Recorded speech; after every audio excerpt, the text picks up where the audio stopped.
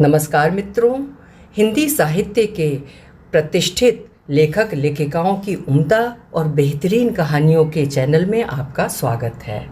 आज प्रस्तुत कर रही हूँ कहानी मालती जोशी जी की लिखी हुई। तो उनकी कहानी सुनिए। नाम है कन्यादान। दूध जलने की अजीब सी गंध पाकर मेरा माथा ठनका। मशीन छोड़कर रसोई में झांका तो देखा दूध उफन उफन कर चूल्हे में जा रहा है और सुम्मी का कहीं पता नहीं।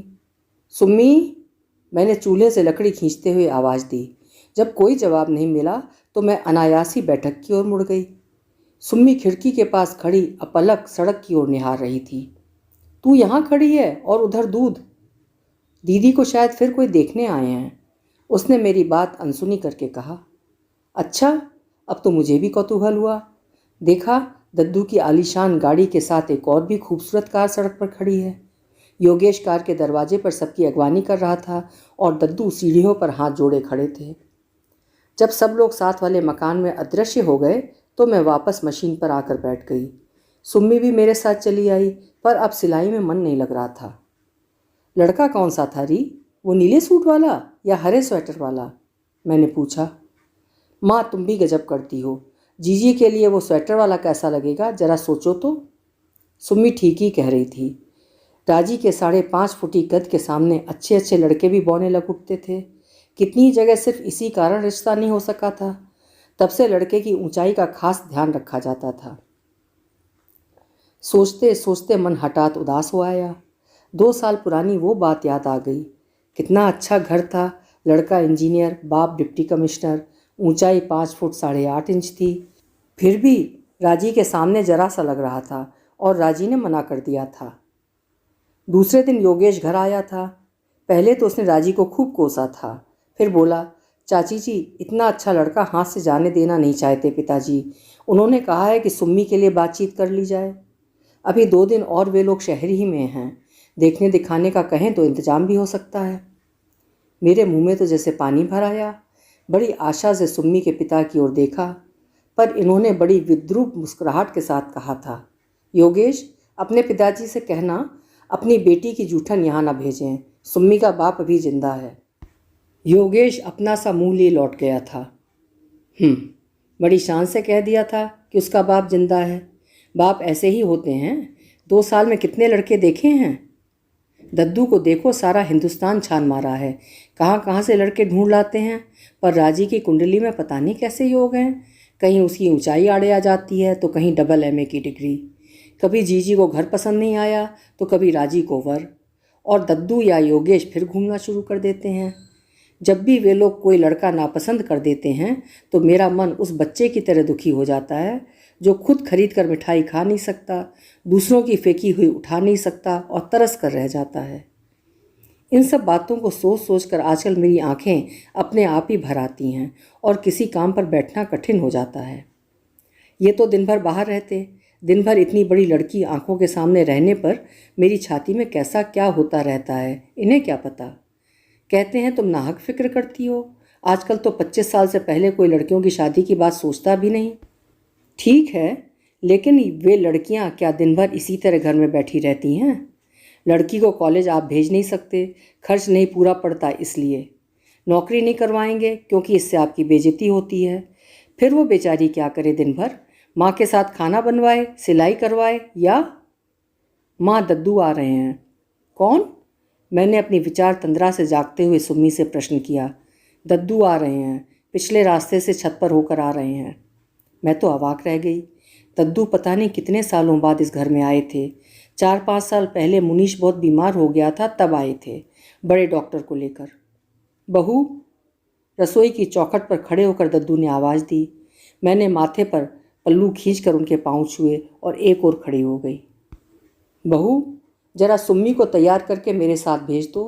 राजी को देखने ढेर सारे मेहमान आ गए हैं। उसकी माँ बाहर मेहमानों के पास बैठी है।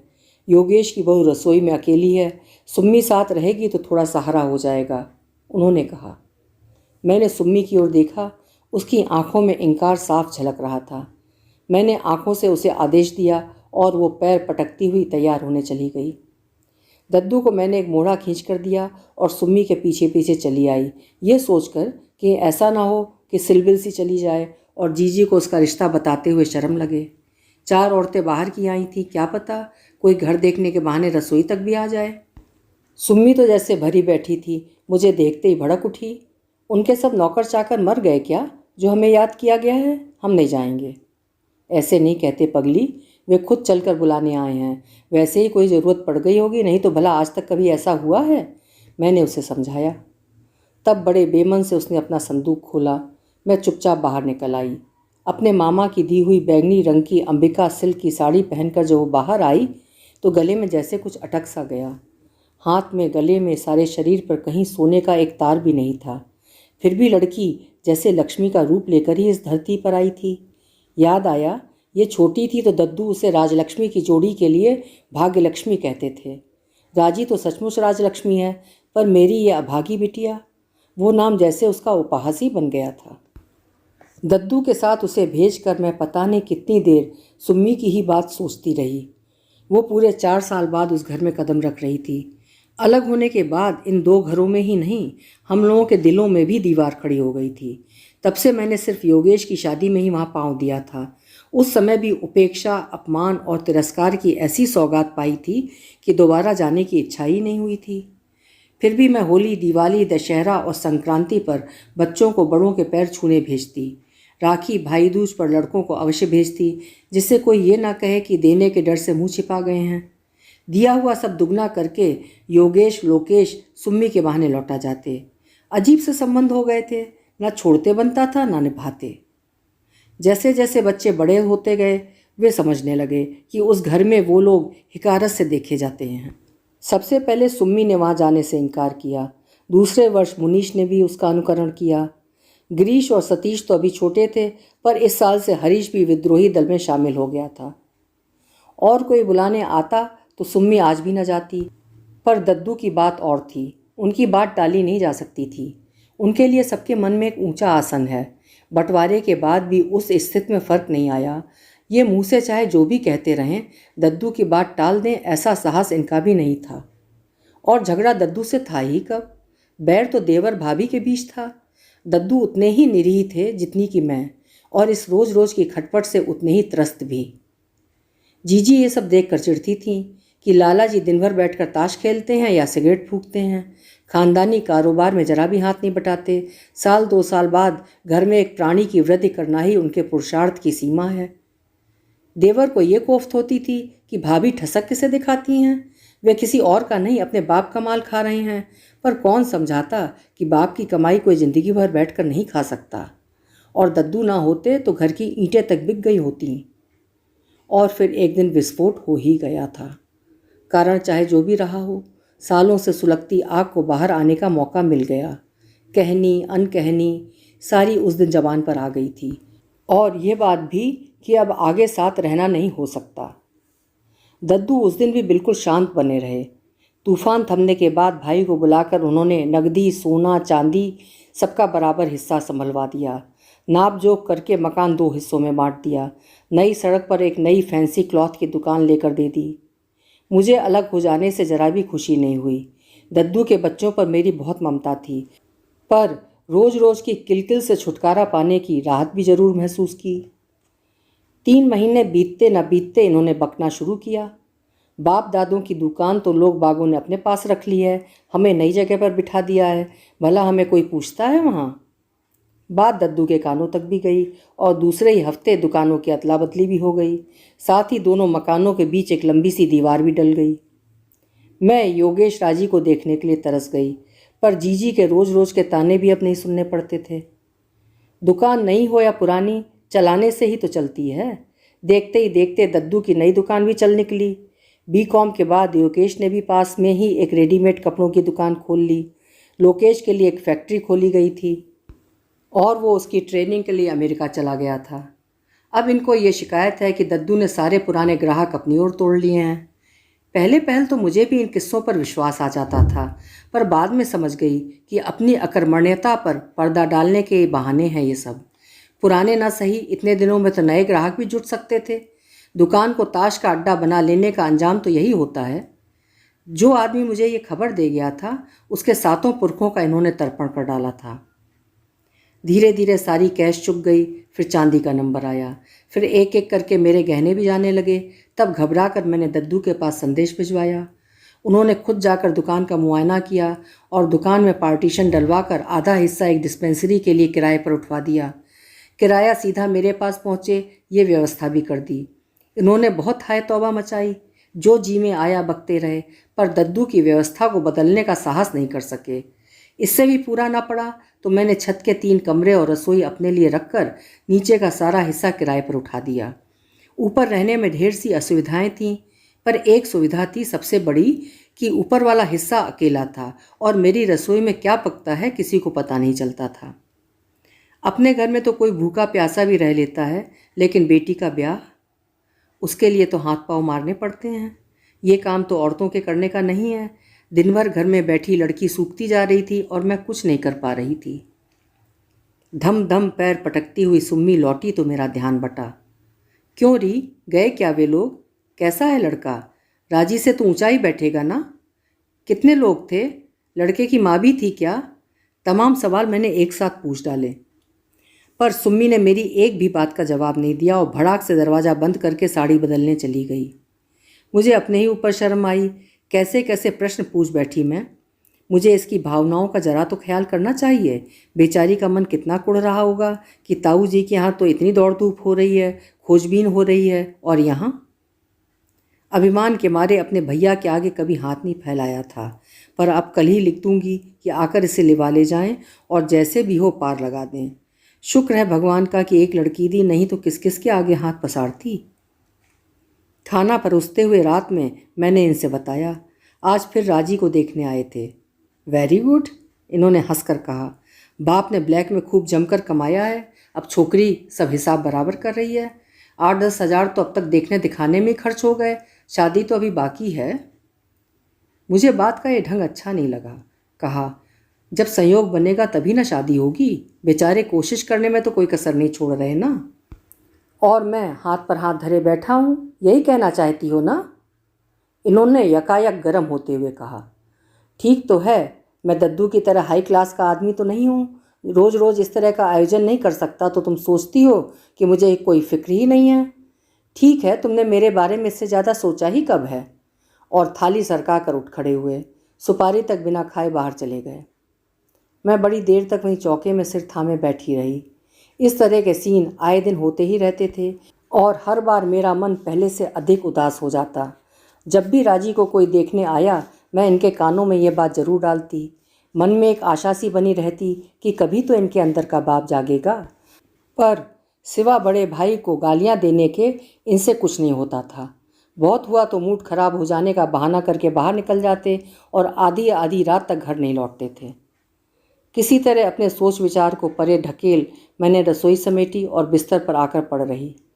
दबी दबी सिसकियों की आवाज़ सुनकर देखा सुम्मी तकिए में मुंह गड़ा कर रो रही है। मैं उठकर उसके पास गई तो प्यार से उसके सिर पर हाथ फेरती रही। उस छोटे से घर की 4 दीवारी में दुख सहते सहते हम लोगों का रिश्ता माँ बेटी का ना होकर सखियों का सा हो गया था। एक दूसरे की व्यथा हम लोग बिना कहे ही समझने लगी थीं। देख लली, मैंने उसे थपकते हुए कहा, तू कुछ दिनों के लिए अपने मामा जी के यहाँ हुआ, और कुछ नहीं तो इस रोज़ रोज़ की चकचक से ही छुटकारा मिल जाएगा। बाहर रहेगी तो उतना ही मन अच्छा रहेगा। हमें कहीं नहीं जाना है, उसने उसी तरह तकिए में मुंह छिपाए हुए कहा। क्यों नहीं जाना है? भाभी हर चिट्ठी में तेरे लिए लिखती रही हैं। उन लोगों ने 1-2 जगह बात भी। माँ, सुम्मी एकदम उठ बैठी। नाइट लैम्प की रोशनी में उसका तमतमाया चेहरा साफ नजर आ रहा था। माँ, तुम्हें कसम है जो तुमने किसी से मेरी शादी के लिए कहा। मैं कुंवारी रह जाऊंगी, तुम मेरे लिए चिंता मत करो। लेकिन ऐसा हुआ क्या है? क्या हुआ है? तुम्हारे लिए तो शायद कुछ नहीं हुआ है, उसने अजीब से लहजे में कहा। पर तुम्हें पता है तुम्हारे इस पागलपन की वजह से आज तुम्हारा, मेरा और हम सबका कितना अपमान हुआ है। क्यों जिस तिस से मेरी शादी की चर्चा करती रहती हो? क्यों कहा था तुमने दीदी से? क्यों कहा था? और देखते देखते उसका चेहरा फिर आंसुओं से भीग उठा। मैं तो एकदम जड़ होकर रह गई। मैं राजी से सुम्मी की शादी की चर्चा करूंगी? वो कौन सी पुरखिन हो गई है? लेकिन तभी वो प्रसंग याद आ गया जब राजी से पिछली मुलाकात हुई थी। नवरात्र में रोज़ मंदिर जाने का मेरा नियम था। वो शायद अपनी सहेलियों के साथ दर्शनों के लिए आई हुई थी। मुझे देखा तो दौड़ी आई और इतने लोगों के बीच मेरे पाँव छू लिए। संकोच और ममता से भरकर मैंने तो उसे अपने से भींच ही लिया। आसपास घूरती हुई आंखों का भान हुआ, तब धीरे से मैंने उसे अपने से अलग किया। अपने दोनों हाथों से मेरे कंधे पकड़कर वो देर तक मुझे देखती रही। क्या बात है चाची, बीमार थी क्या? कितनी दुबली हो गई हो? किसी को दिखाया भी था? देखते देखते वो बचपन वाली राजी बनी जा रही थी और मुझे रोना आ रहा था।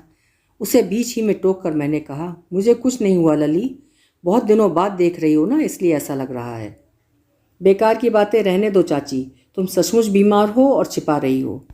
इतनी दुबली तो तुम कभी नहीं थी। बताओ, मेरे सिर पर हाथ रखकर कहो कि तुम बिल्कुल ठीक हो। दो दो लड़कियां घर में बैठी हैं, ये मेरे मर जाने के ही तो दिन हैं, क्यों? मैंने प्यार से उसके गाल थपकाते हुए कहा। यही तो अन्याय है, सारी चिंता तुम लोग अपने सिर पर ले लेती हो और फिर लड़कियों की हालत देखो क्या हो जाती है। और उसने अपने भरे पूरे शरीर की ओर देखकर मुंह बिचका दिया। लौटते हुए सारी रास्ते मेरी आंखों के सामने राजी का गदराया बदन और खिला खिला सा चेहरा घूमता रहा। और मेरी सुम्मी दिन भर घर की चारदीवारी में कैद माँ की गृहस्थी का भार ढोती हुई, माँ का दुख बटाती हुई सूखती जा रही है, कुमलाती जा रही है। और सुम्मी कहती है मैंने राजी से सुम्मी की शादी की बात की थी। शायद मजाक में कही उस बात में अनजाने में ही मेरी व्यथा, मेरी चिंता उभर आई थी। मुझे ज़्यादा सोचना नहीं पड़ा। कुछ शांत होने पर खुद सुम्मी ने ही धीरे धीरे सारी बात बतला दी। मुझसे मिलने के बाद राजी ने एक दिन दद्दू से चुपचाप कह दिया था कि चाची सुम्मी की शादी की चिंता में सूखती जा रही हैं। दद्दू खुद भी चिंतित थे, पर एक बार अपमानित हो जाने के कारण इस झमेले में पड़ना नहीं चाहते थे। इस बार राजी को देखने जो लड़का आया था वो शहर में अपनी फूफी के यहाँ ही रुका हुआ था। शाम को जो लोग बाग आए थे उनमें लड़के का फुफेरा भाई भी था, वही स्वेटर वाला। सब लोगों के साथ ये बात उठी कि ये लड़का सुम्मी के लिए ठीक रहेगा। योगेश पर मेहमानों का भार छोड़कर दद्दू चुपचाप पिछले रास्ते सुम्मी को बुलाने आए थे। वे जानते थे किसी और के बुलाने पर वो आएगी नहीं। सुम्मी को सीधे ड्राइंग रूम में ले गए। सबसे परिचय करवाने के बाद उसे राजी के पास बिठा दिया गया था। राजी ने फुसफुसा कर उसे बता दिया था कि वो स्वेटर वाले को अच्छी तरह से देख ले। यहाँ तक तो सब ठीक ही हुआ था। उन लोगों के जाने के बाद सुम्मी आने ही लगी थी कि राजी ने हाथ पकड़कर रोक लिया था। बरसों बाद मिली थी वे, और उन लोगों के सामने बातचीत जरा हो भी नहीं पाई थी। गपशप और नाश्ते में दोनों बहनें डूबी हुई थीं कि सामने वाले कमरे से सास बहू की बातचीत सुनाई दी। लड़की तो लाकर दिखा दी, पर यह भी नहीं सोचा कि कितनी ऊंची उड़ान है। जीजी कह रही थी, लेना देना तो अलग, उन लोगों के रुतबे के लायक इत्रपान भी हो सकेगा। वे दिन गए जब लोग खानदान भर देखकर लड़की ब्याह लेते थे। तो परवाह क्या है माता जी, योगेश की बहू ने कहा। जब ताऊ जी ने इतना धर दिखाया है तो शादी कर पाने का जिम्मा भी उनका ही रहा। दद्दू शायद आसपास ही कहीं थे। गरज कर बोले, बहू, शादी का खर्च चाहे सुम्मी के ताऊ जी उठावें या उसके पिताजी, तुम्हारे पीहर से कुछ नहीं मांगेंगे, इत्मीनान रखो। इसके आगे सुम्मी कुछ नहीं सुन सकी थी और राजी का हाथ छुड़ाकर भाग आई थी। सारी बात सुनकर समझ में नहीं आया कि मुझे खुश होना चाहिए या उदास। दद्दू के लिए जरूर श्रद्धा उमड़ आई। अपनी लाड़ की नाजोपली बहू को आज उन्होंने मेरी सुम्मी के लिए कठोर शब्द कहे थे। ये जानकर खुशी तो हुई, पर डर भी लगा। उस घर का वातावरण इस घटना के बाद कैसा होगा, इसकी कल्पना की जा सकती थी। गनीमत थी कि नीचे वाली बाई उन दोनों छुट्टी पर थी, नहीं तो घर में तूफान उठे बिना नहीं रहता। नर्स बाई जानती थी कि देवर भाभी को लड़वाना कितना आसान है। मुफ्त का तमाशा देखने में किसी को क्या ऐतराज हो सकता है। 5-6 दिन बाद योगेश आया। चाचा जी तो घर पर नहीं है ना? उसने बाहर से ही पूछ लिया था। चाची, उन लोगों का संदेश आ गया है, उन्हें सुम्मी पसंद आ गई है। आप लोग क्या कहते हैं बताइए? उसने बैठते ही शुरू किया। खुशी के मारे मैं मूक सी हो गई। उसने मेरी चुप्पी का दूसरा अर्थ लेते हुए कहा, लड़का जल्दी में आप लोगों को दिखाया नहीं जा सका, लेकिन वे लोग यहीं के हैं, किसी भी दिन देख आइएगा। फ़ोटो ये रहा। लड़का डॉक्टर है, प्रैक्टिस अभी जमी तो नहीं है, पर पिता की रेपुटेशन अच्छी है, जल्दी ही चलने लगेगी। आपने डॉक्टर अवध बिहारी का नाम सुना है ना? उन्हीं का लड़का है। लड़का तो अच्छा है भैया, फिर दद्दू खराब थोड़ी देखेंगे। ये आप कह रही हैं, हमारे यहाँ आकर सीखिए नुक्स कैसे निकाले जाते हैं। उसने कहा। क्यों, क्या हुआ? लड़का तो अच्छा था, मैंने खिड़की से देखा था। मैंने अपनी ताक झाँक वाली बात कह दी और फिर झेप गई, पर योगेश अपनी ही धुन में था। बोला, इस बार जानती हैं क्या बात हुई? लड़के का इंटेलेक्चुअल स्टैंडर्ड नहीं जमा मेम साहब को। वो मिलिट्री का जवान है, बीएससी पास है, पर इनकी तरह लेक्चर नहीं झाड़ता ना, इसी से इन्हें पसंद नहीं आया। मैंने तो चाची आज ही 2 दर्जन जूतों का ऑर्डर दे दिया है। राजी पर इतना गुस्सा आया। पिता और भाई 5 साल से परेशान हो रहे हैं, पर इनके मिजाज ही नहीं मिलते। मेरी सुम्मी की सी दशा होती तो पता चलता। रात मैंने किस उत्साह से इन्हें खबर सुनाई। इस बार जूठन वाला मामला नहीं था, लड़का सुम्मी के लिए ही देखा गया था। फिर भी इन्हें बिगड़ना था सो बिगड़े ही। वाह, बड़ी जल्दी याद आया कि लड़की के बाप भी है, उसे कहना चाहिए। उनसे कहो इतना किया है तो कन्यादान भी कर दे। लड़की उन्हें पसंद आने से ही हो जाएगा, हमें भी तो लड़का पसंद हो। लड़का अच्छा है, मैंने देखा है, शहरी में तो है, आप जाकर देख आइए। पर घर आया इतना अच्छा रिश्ता मैं नहीं जाने दूंगी, मैंने अनुनय के स्वर में कहा। जाकर देख आने से ही सब कुछ हो जाएगा। और उन लोगों ने मुंह फाड़ कर कुछ मांगा तो क्या करूं? घर लौट आऊं या नदी में डुबकी लगा जाऊं? उस दिन पहली बार मन में उनके लिए तिरस्कार जागा। जब भी कोई समस्या सामने आई कि मरने जीने की बातें करने लगेंगे, लेकिन हर बार की तरह ये समस्या तो समाप्त होने वाली नहीं थी। ये तो लड़की की तरह दिनों दिन बढ़ती जाती। उस दिन मैंने खूब जली कटी सुनाई, न बच्चों का ख्याल किया न पड़ोसियों का।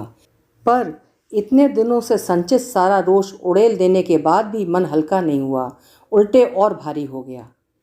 ये घर बेच दीजिए, एक बार वो घर से चली जाए तो मैं बच्चों को लेकर सड़क पर भी रह लूँगी, मैंने आखिर में कहा। पर कहते याद आया, ये घर भी कहाँ अपना था, आधे से ज़्यादा तो रहन पड़ा था।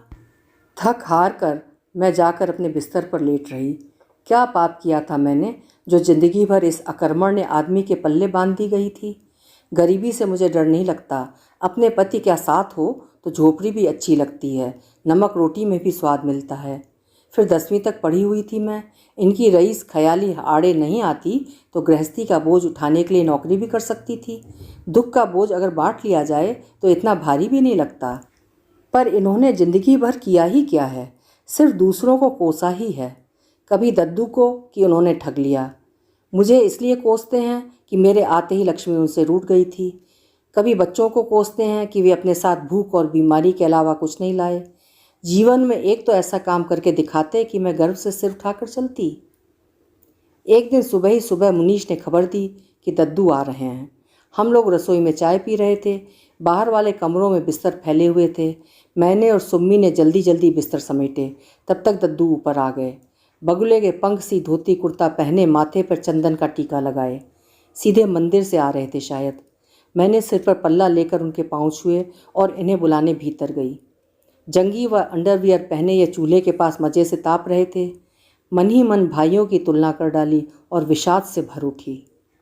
बाहर दद्दू बैठे हैं, मैंने पजामा पकड़ाते हुए कहा, और ज़रा ढंग से ही बोलना। उनके गुस्से की परवाह किए बिना मैंने समझाया। वे कमरे में चले गए। मैं दरवाजे से कान लगाए खड़ी रही। योगेश मिला था? दद्दू ने सवाल किया। जी हाँ। उस रिश्ते के बारे में क्या तय किया तुमने? जी, मैंने योगेश को बता दिया था, लड़का हमें पसंद नहीं है।